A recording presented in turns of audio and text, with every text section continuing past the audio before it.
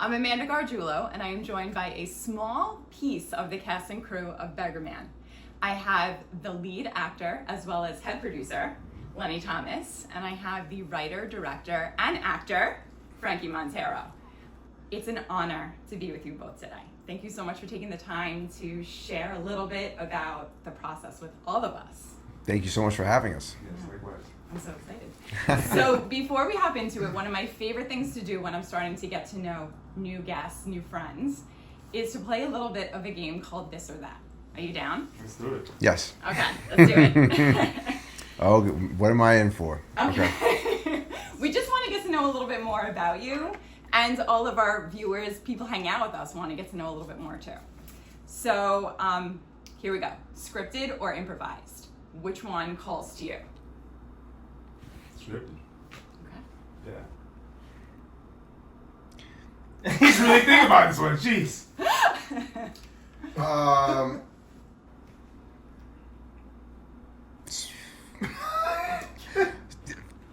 It's okay.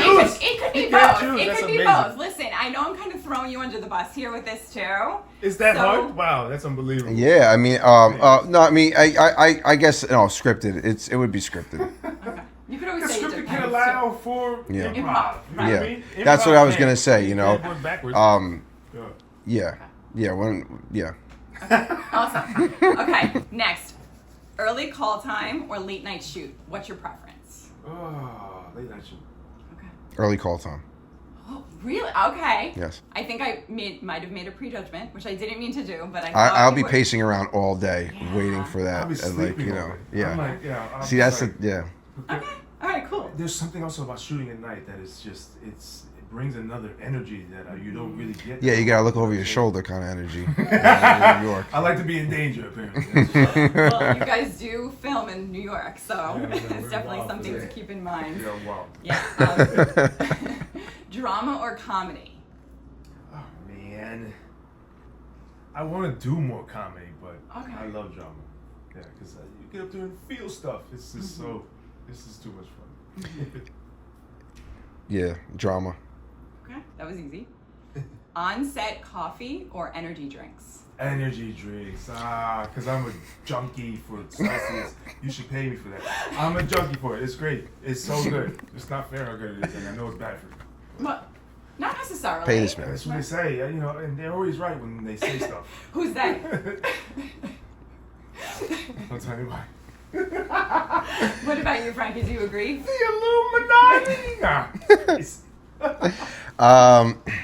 On-set coffee, 12 cups, Okay. one for each hour. I'm with you. I'd be about 6 cups in, for sure.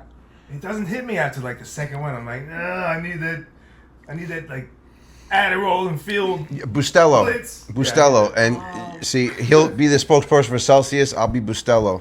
Call us. Yeah, no, make, seriously. make we sure can you tag them. Yes. Make us some money. It's like, Okay. Rehearse everything or discover it live on set? rehearse everything. Rehearse everything. Oh yeah. Okay. How many times are you rehearsing everything?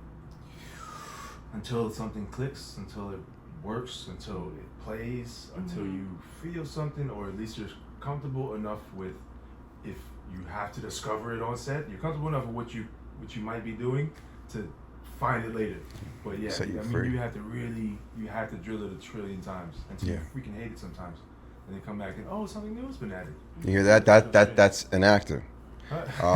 You know, yeah, really, I mean, because a lot of, hey, you know, whatever is your preference, but we come from a school of definitely rehearsing, I think, because then, like he said, it just allows you to be set free, you know, when you get to that place, you know, so, for sure, rehearse everything. Freedom and repetition. I love that. Yeah. 1 perfect take or 5 pretty decent shots? One perfect take. I love hitting something the first time and knocking it out of the park right away. These are- Seriously. yeah. Typically, like your first read of something or your first take is your strongest take, right? And I learned that working with working on Ruthless, the show, that we only get one take. So we had to make that count. Yeah. But at the Yeah. same time, you think about self-tapes, think about auditioning. You want that first one out to be like, boom, if I don't get another shot, So coming in with that energy, you know, it doesn't always happen. But sometimes you can get that hole in one. You know what I mean? It's like, go. That's crazy. Yeah. A lot of the times he's like that. I feel like, you know, I was telling him earlier, he comes from the neighborhood playhouse kind of training, Sanford Meisner training, you know, and he's a really a one take gem, you know, and I mean, for the most part, I mean, a lot of the times on set he was we good? Sorry. No, it's all good. Yeah, one perfect take. Yeah. And I was saying about him, you know, he, see, I'm just like, you know, getting into it. I'm dying to be back on set. It's been a long time. So you know, he comes from the Sanford Meisner technique of acting, you know, in the neighborhood playhouse. And there was a lot of great actors that came out of the playhouse. And I was bringing up Robert Duvall was one of them.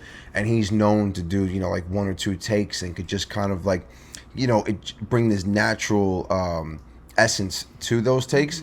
And he's blessed with that. I was very lucky and spoiled to work with that. I think we were able to get by a lot of our days, you know, to do a film like this in 19 days. You know, had a lot to do with him being prepared. You know, if he wasn't prepared, then that wouldn't have happened. So I really have to give him a lot of credit on that. That's awesome. Huh. Silent moment or powerful monologue?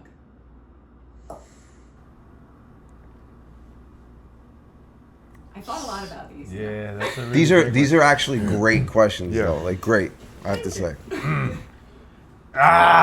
it's a depends, tie. right? It's a tie. It depends. Mm-hmm. I love silent moments, but you know, like, These are great. you know, King Kong ain't got shit on me. That what? You know what I mean? Where'd that come from? Mm-hmm. And oh my gosh! But then there's those very weighted, like after something crazy has happened and you're seeing, Right. Yes. it's you know the person. Oh my gosh! The universe exists in our eyes. Yeah, that's so hard. That's so Yeah, hard, it's right? hard to Because say, right? you think about that, you're thinking about Denzel and monologues, you know, Pacino and monologues, but then you think about someone like Clint Eastwood, who could just look at you, you know, and say less, maybe one line, a couple little words, you know, and that was really powerful. And I think that there's something to that too. Less is more, you know, and sometimes it's just a look. So that, I mean, that one, I really can't even answer that because it's so tough. It's so tough. There's such beauty behind powerful monologues too that hit you. Really, that one's a tough one. You got us there. Yeah, you got me. I at don't least. think there's I don't think there's a winner on that one. Okay. Work through lunch or take a full hour break? If we're on a roll, we'll work through lunch. Yeah. Because I just want to get, not it done, but I want to, you know, when momentum is going, I don't want. You can't tell that to the crews nowadays. Yeah, that's the thing, though. That's But- the thing. So, yeah. You know, Talk but about you know, I think if it was like the 6 of us here, we can go through. You know, Yeah, I'd rather finish early. it's really who's ride or die, who's about the art, who's about the money, and then you know, then it comes down to that. To be honest with you, you know, so if you're about the art and you're gonna ride or die because you love it, you know, you're not worried about OT, money, you know, so. My stomach's growling. Gotta Yeah. go. Right? You know, we don't want anyone to suffer, you know what I mean? Right, But I right. just feel like there was just sometimes innocently, you know, Lenny, myself, Matt, we would just get into the zone. You know, you're not trying to deprive anyone of anything. It's just when you're there and you're in the zone. And I think that there's a certain breed and a certain cloth that really understands that. You know what I mean?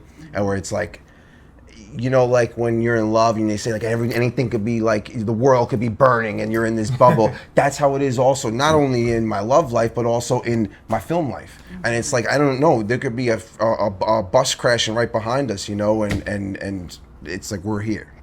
It's the flow. Yeah, It's the flow state, right? exactly. You don't want to break that bubble. All right, I could do this all day, but I'm just going to ask you one more. Oh, no. Okay. Opening scene or final scene? Which is most important? That's wild. Opening scene. Opening scene. Yeah. All right, in agreement. So it makes sense that you partnered together on this film and multiple other films. Oh yeah, no, It's crazy that I mean, started. again, you can't. Share. I feel lucky, you know, and I told him like I know it won't be like that every time I'm working with actors, you know, but when I'm working with him, I'm lucky for sure. Yeah. So thank you both so much for being so willing to kind of allow us into your world a little bit. That being said, I'd love to shift and talk a little bit about what you're sitting next to right now, the Beggar Man poster. Nice. Can you tell us a little bit about what it was like to get started on set, what inspired the idea, where it was really born? Ha! That's all you, buddy. These two, my director, writer, and head producer, they were like, hey, we're going to do this thing. I said, cool, I can help fund it. And then they went off and killed it as far as setting everything up. And all I had to do was come and act, essentially, which is what, you know what I mean? To also to, you know, executive producer project. You want to let people live, let people do what their positions are, play their positions, right? And have faith and trust in them. It feels amazing to let people go be amazing. You know what I mean? Oh my God. So I was like, however I can fill whatever their blind sides might be, that's, you know, I'm gonna do that and act, right?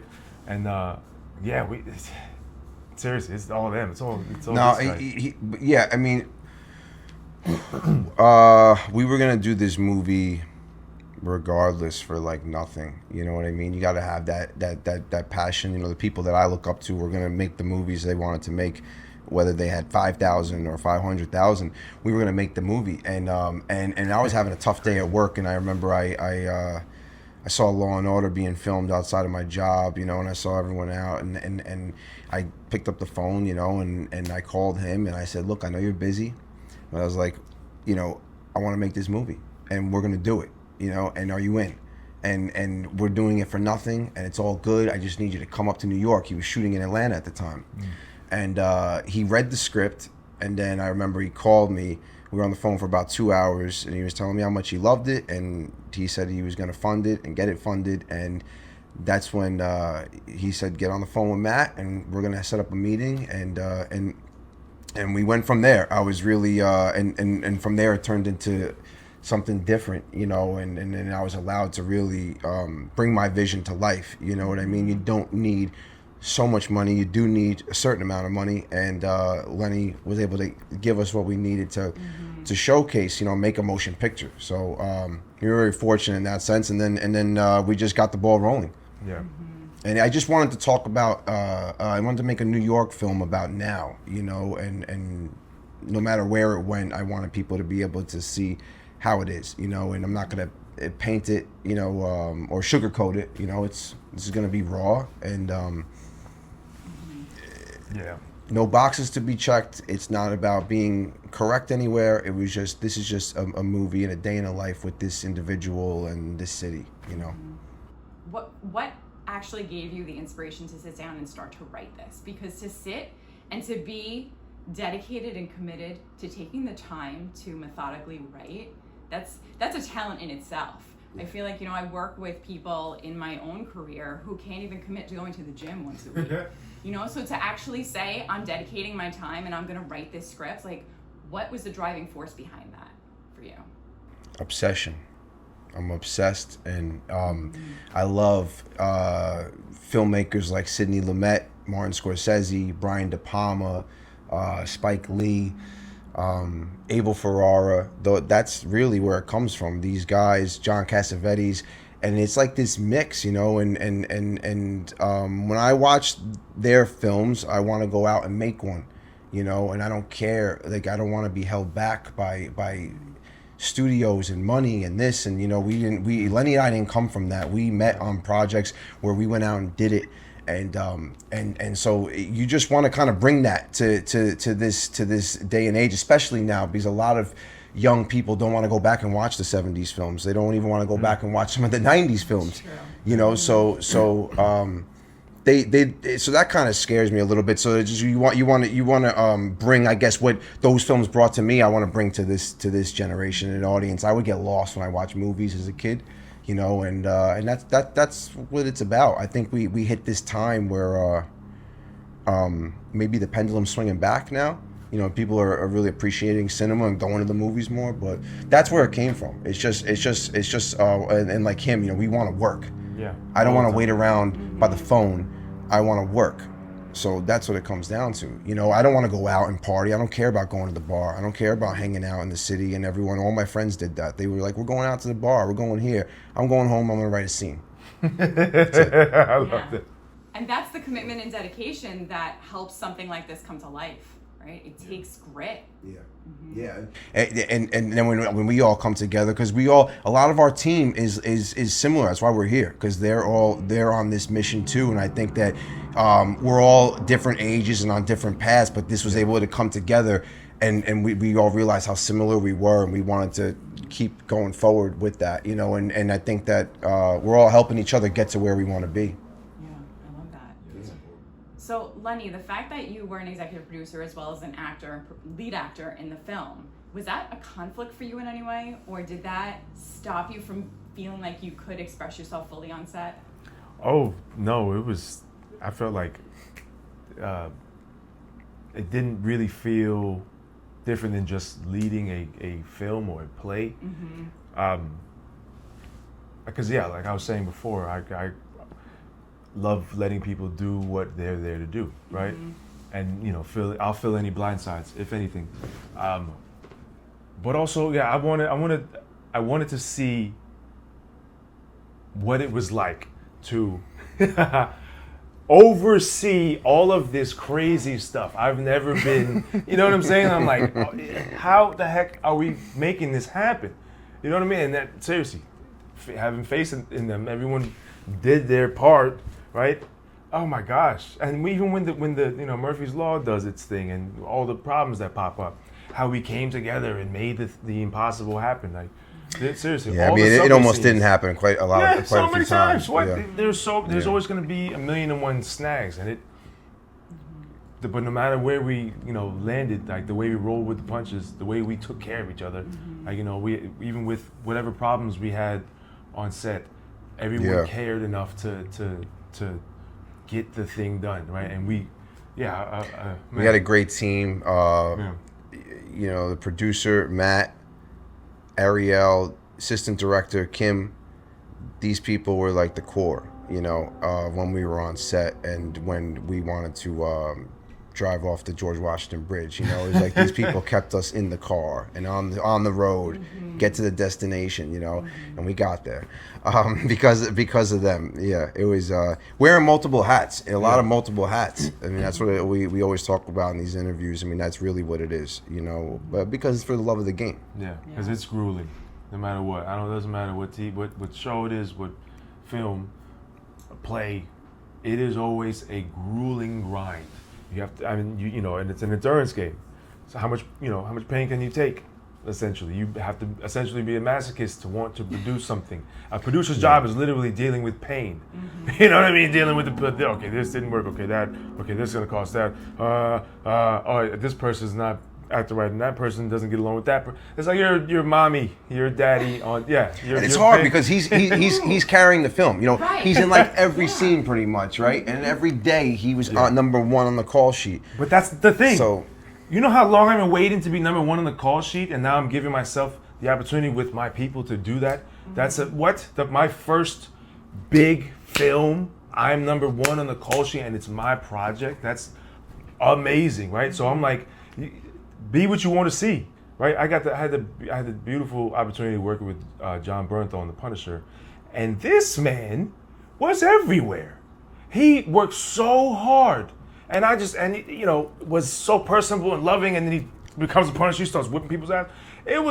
I'm like, when it's my turn, I'm doing that. I was like, I'm swagger jacking everything of yours. That's what it looks like to lead. Cool. I mean, let me mimic that energy. Let me mimic that. And I brought that to every set since. And it perfectly, that was 2018 when we shot that. So it's we shot Beggar Man 2023. And I'm like, that has served me so well. So now, you know, oh my gosh, I was like, this is right on time. I'm losing my mind, but this is right on time. Yeah, it's perfect. Yeah. So can you tell me a little bit about like the inspiration behind the character Beggar Man? Like, did you pull from your own life? Were there things that you'd experienced that helped you to bring the character to life? Yeah, but that's what's wild is that he has never met my brother who's an ex-Navy SEAL, and a lot of what Beggar Man experiences as far as like sacrificing himself to serve, what, you know, having people he loved killed in service, what that does to you coming back, feeling like you're forgotten, you know, dealing with homelessness, you know what I mean? I saw my brother go through all that stuff. And literally, he is all in the performance. That's a lot of Anthony is my brother Johnny. And I'm like, I get to honor my brother by doing that. You know what I mean? Like, cause he was a SEAL. That took such a toll on him, right? And he's never gonna be the same, right? And you know, he's like fighting to get his VA benefits right now. Like it shouldn't even be a question. But this is just a beautiful chance to show like we cannot forget about these people. We can't forget about each other. We need to be, you know what I mean? Connecting more than separating. And I love that, you know, no soldier left behind mentality that a lot of that military has. Like we need that in real life, right? And yeah, we didn't shy away from a vulnerable man who had no business fighting overseas, right? Because of look what it did to him. It destroyed him. And you know, not everyone can do what what someone in the military, like to take a life or to see life extinguished around you. That leaves a, you know, profound trauma in you. You know what I mean? You are PTSD. never the same after that. So, yeah, I mean, it's a beautiful thing to honor veterans. You know, of course, it's entertainment, but there's truth in this, and to shine a spotlight on how horrible homelessness is, specifically in New York. But it's, oh my gosh, Mental health and the PTSD and so having all that mixed in, and there's so many, you know, homeless veterans in this country. It's starting to get better. I'm hearing it's the number of homeless veterans is on the decline, thank goodness. But it's like, I feel like we could be doing more. It shouldn't even be the number it is, 30,000+. It shouldn't be that. You know what I mean? And then if we're gonna put our energies and resources into that, what about the millions of homeless people, arguably? Yeah. We have to do something about it. Yeah. You know, there's so many different dimensions to the way that this film speaks to you as a viewer. I'm lucky enough that I've already gotten to see it, gotten my sneak peek, maybe a little bit involved in it. Just a little bit. But there are so many different stories, like underneath the Beggar Man title. Yeah. I feel like there's the story of Beggar Man himself, but then there's also the story that I feel is told through the cinematography. Yeah. Was that something that was really important to you as you were writing it, and as both of you really were creating the concept together? What's that done? Yeah. We had a very talented DP, Michael Lines, who worked on the film, and Lenny introduced me to Michael. He was filming a lot down in Atlanta, and they did a project together. So I met with him. I was concerned because he's from Atlanta. You know, it's a New York film. Yeah. So that was a big deal, and I wanted him to come up and get the landscape. And we did a lot of practice shots and stuff like that. And but we did bond on the love of 70s films. You know, he did love 70s films, and so the talks with the cinematography was just that. You know, I wanted to use long lenses and would use zooms if we had them to. But yeah, long lenses for those you know, midnight cowboy kind of shots of him and Dave. You know, walking. We're all the way down the block. You know, we're on a 500 lens. It's huge, and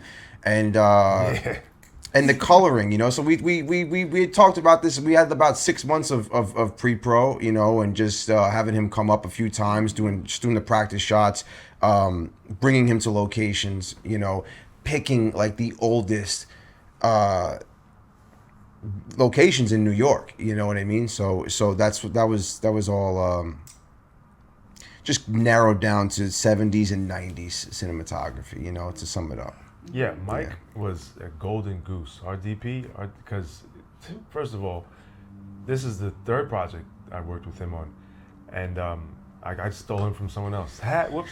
But you were inspired. I was inspired. Yeah. We shot with the Sony Venice too. It was, you know, Michael Mann used that to shoot Ferrari, which was $100 million movie. Yeah. You know, and we were filming it on the subway with that camera. Yeah, it's this cannon of a camera, and Mike is like a toddler with it. He's just so happy to be doing stuff. Oh my gosh. And seriously, to have a flow built in, like everyone was looking out for each other and excited about it.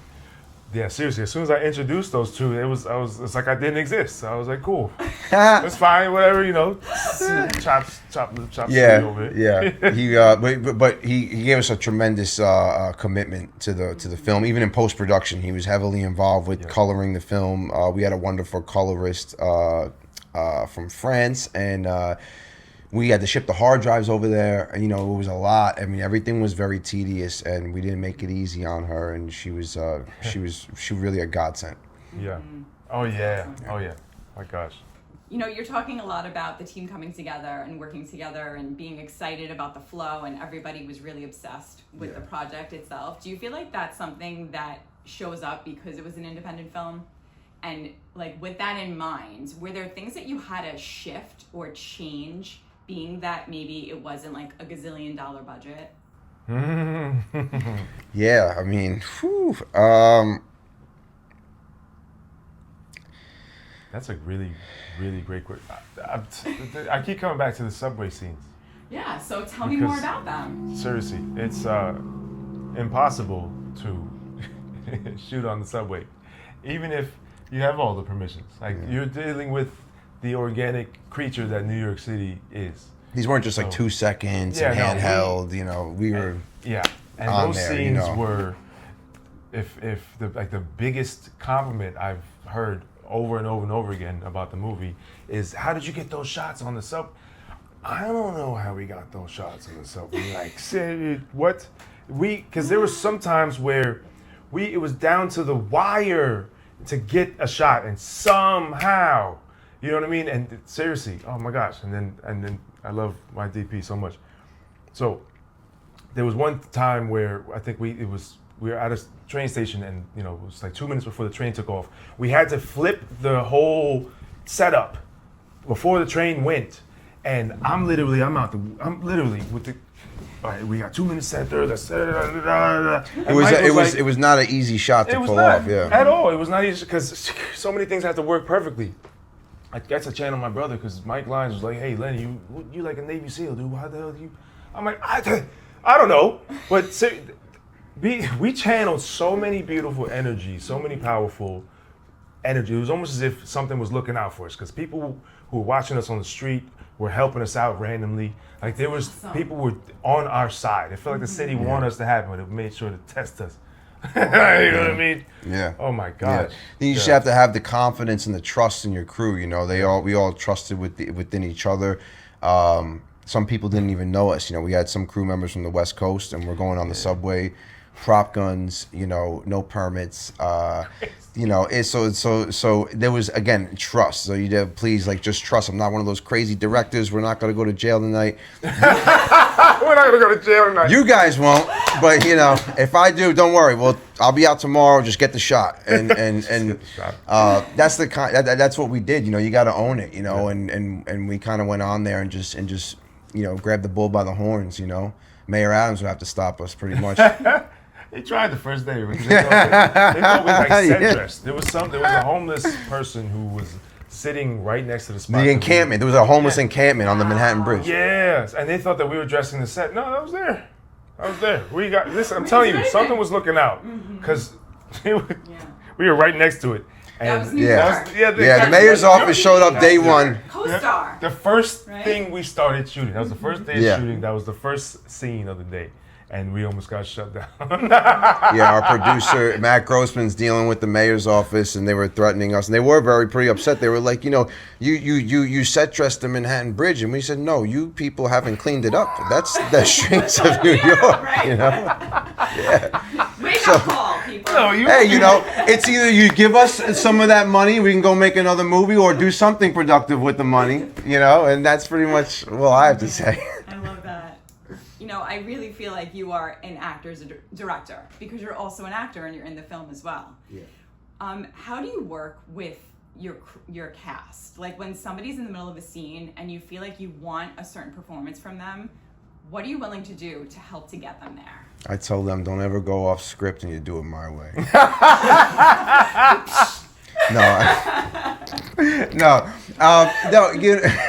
a certain way of going. That's why I knew my lines every day. That's why I got the set, and I made sure to do exactly what Frankie told me.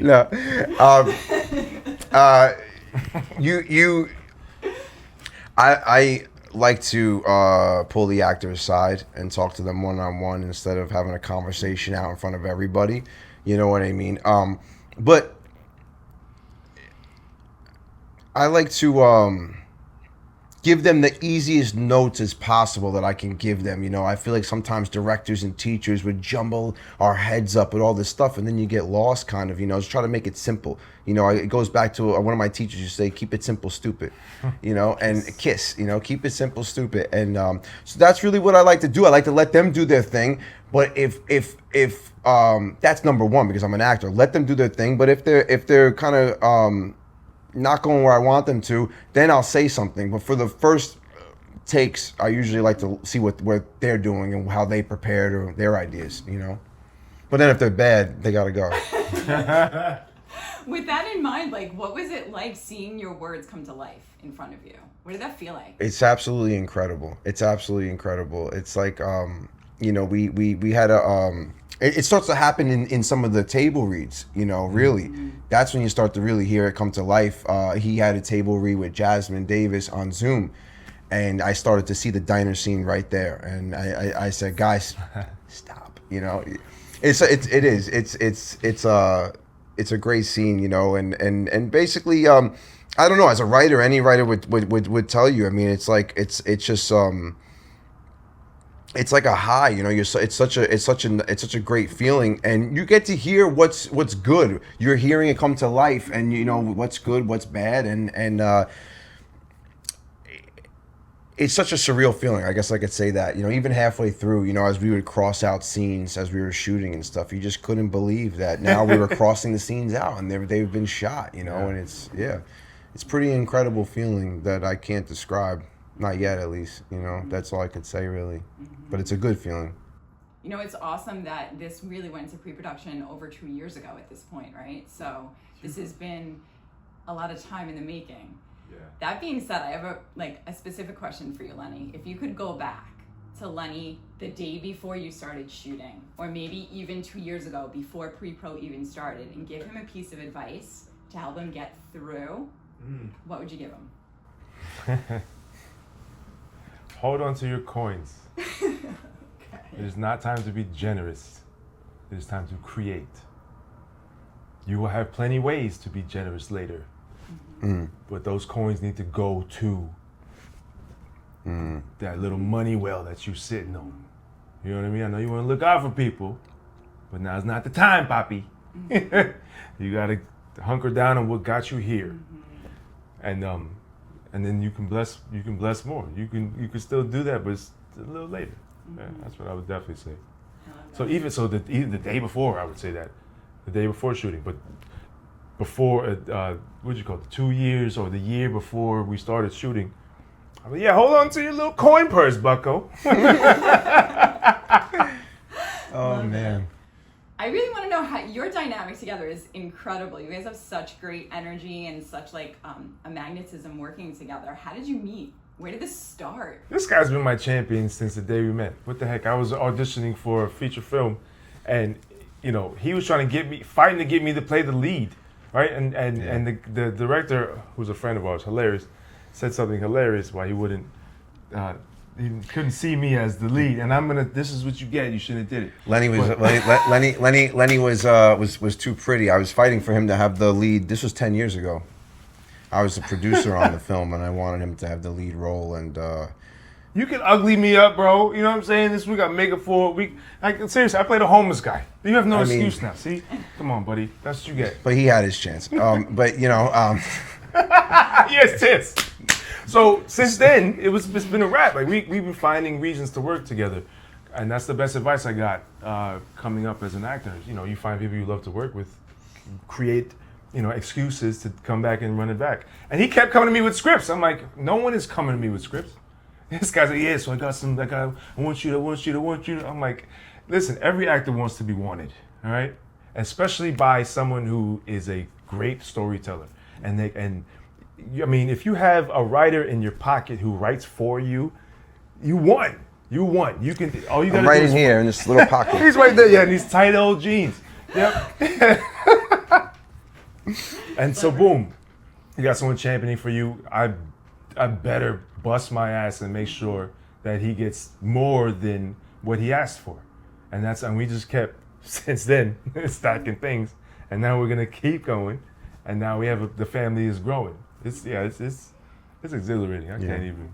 I feel very fortunate, you know. Yeah. I definitely you want that kind of combo, you know, between a director and an actor, and I think that we have a few good films to that will come, you know, ahead of this for sure. I think what I would tell myself is before the before the shoot. You mean like knowing what I know now and what we've been through? Absolutely. I'd go to Matt with a list of a couple people that would be fired. Honest. I love honesty. I love feedback too. So that's all right. That's great. You would have saved yourself a lot of time. You live and learn. Oh, yeah. A lot of time. Also, I mean, people, when you give them a chance to show up, like, no matter what, you can't hide what your intentions are. They're coming out, right? So if you are coming to work with us and your intentions are not aligned, and you got this other nonsense going on, or you can't tap in, or you're trying to sabotage because things get crazy, so instead of being a team player, you're gonna expose yourself, and then you'll shortchange what comes later. Right. We are gonna be in this game until we can't, right? Until the end of our time, right? Yeah. Our focus is growth. So, I mean, why would you not want to find a way to stick around? Why not create a community? Why not, you know what I mean? Regardless of how difficult it is or how you feel, things aren't going the way you want, whatever the excuse is, why not, okay, cool, that didn't work, but I'm not gonna be a lump on a log now because, things XYZ, right? No, it takes a community, it takes a village, it takes people who are hungry for this kind of thing, for growth. And if you can't do that, then please don't come around us. I think it's because what he touched on, about saving money and stuff, and I mean, and I am serious about that, and I think it's that, and I would tell myself, have money for post-production, and film festivals and advertisement, and I think that's really important too, because people don't talk about that. They always say post, but there's other stuff that comes post, So I think these things need to be factored in, and so it's a combination of those, but really important. You need to have the right crew that are down, and all of that. Is that advice that you would give to any young independent, film person out there that really wants to do what you've done and is inspired by you? Is that advice that you would give them, or is there a piece of advice that you would offer somebody who wants to do this, who wants to get into it? What would you tell them if they said to you, how do I start? What's the best thing that I can do right now to move myself one step forward? Make a film. Just do the thing. Yeah, you can plan as much as you want, and it's good to plan, but you won't know what to do specifically until you're in it and you. So this is because seriously. You'll be 10 years planning. Yeah, right? Exactly. You'll just keep, exactly. You're never done. You're never done. Go get your hands dirty, you know what I mean? And fail forward, because you're gonna fail a lot, and you're supposed to. Fail as often as possible, but not trying to be bad. Try to be good, but expect to fail a lot. Yeah, just do it. Just do it. I mean, we're in a time where just don't second guess yourself. I would say don't listen to anybody and just do it. Do not listen to anyone. If you have someone talking about you need all this money to do it, get away from them and go do it. Really. Yeah. You really, because then you're going to be sitting there for what's going to be days is going to turn into months and then years, and you're still talking about doing that short. So how are you going to get to doing a feature? And that's what we grew up around. I watched a lot of those people. I think that's what him and I bonded on. We watched people drive themselves crazy, and then years were going by, nothing was happening, and it's like you just got to do it at the end of the day. And that's what they were doing back in the 70s, the 80s, and 90s. They were doing it old school, It wasn't like everything needs to be perfect. We need to have hundreds of thousands of dollars, and that mentality from the younger filmmakers needs to go. Not everything's perfect. Art is not perfect, you know. And I think that that's why independent film is definitely getting recognized so much more, you know, at awards ceremonies. You know, I think that there's a space for it. And Yeah. I think that people are hungry for real stories. Yeah. And, you know, I am so excited for everybody who is hanging out with us right now to actually be able to experience Beggar Man. Like, the story stays with you. You know, I don't want to give it away. I'm not going to give it away. But there is so many layers and so much stuff to that. Means a lot. Yeah, well, it's just honest. Thank you. Honest. Thank you so much. So make sure you mark your calendars. Beggar Man is available for pre-order August 22nd on Fandango and will be available on all video on demand platforms as well as Amazon on September 5th.